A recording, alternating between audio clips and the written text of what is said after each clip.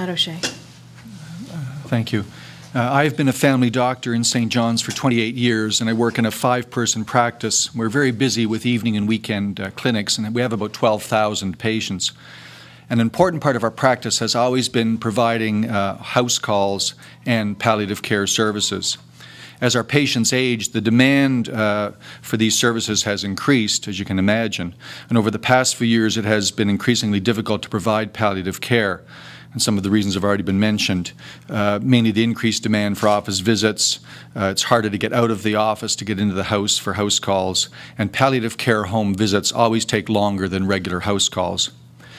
Over the years, my partners and I have received numerous referrals to take on new palliative patients, people who either have no GP of their own, have moved into town, or had a current family doctor who was unable to provide palliative services. So these referrals have come from the cancer clinic, from home care nurses, and occasionally from other GPs. I've also been called directly by family members of palliative patients.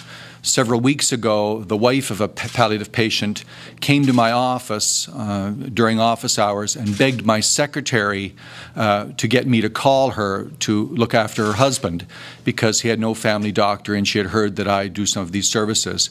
And she so impressed my secretary that I did call her, and I did look after her husband for the last 2 weeks of his life until he died last week.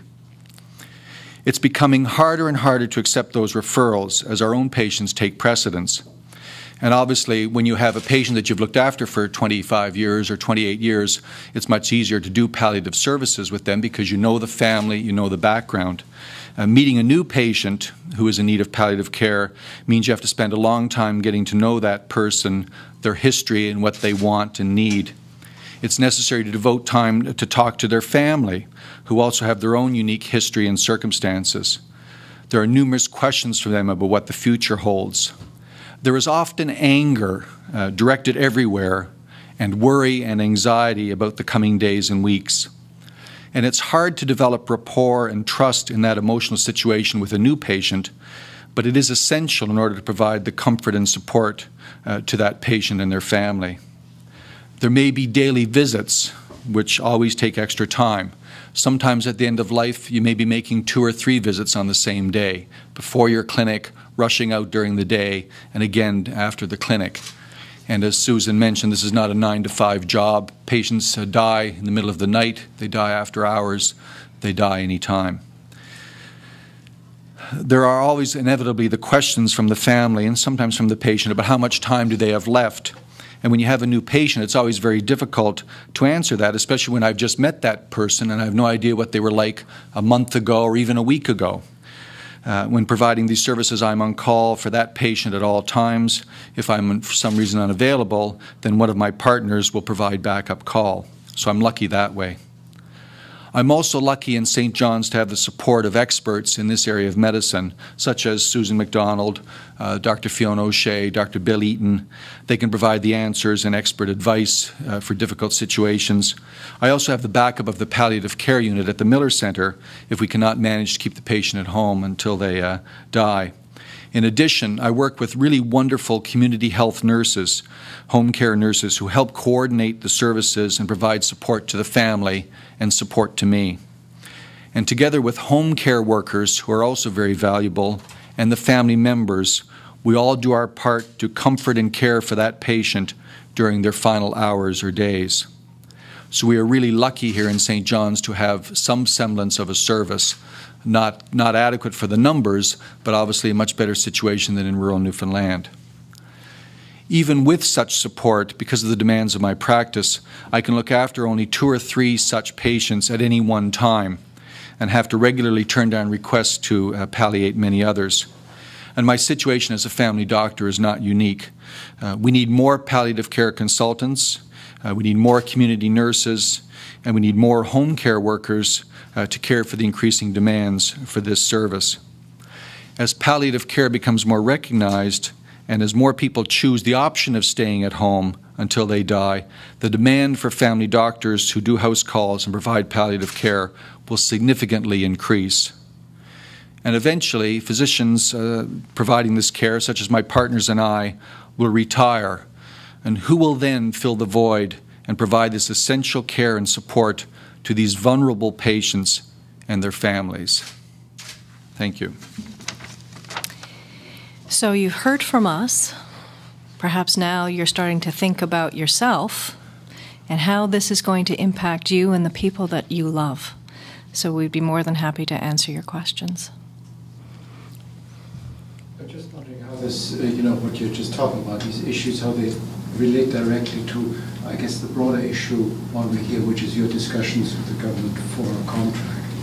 How does this fit into the picture? Well, we're not answering questions about the whole negotiation piece, but certainly attracting family doctors and providing them the resources to do this kind of work and to remunerate them accordingly for what they do is all part of the issue, isn't it? If we don't have enough family doctors doing this. Sorry, could you speak up? Give us an idea of how critical that has become. Perhaps you can. I think it's quite critical, even in St. John's, just by the numbers of calls we get to our practice looking for family doctors to provide palliative services. There's a lot of patients who don't get the option, and they end up staying in the hospital on an acute floor because they just can't go home. The palliative care unit has limited number of beds, and the beds have to be available for people to get there. And so there's a lot of people who die in situations where they would prefer to have a choice.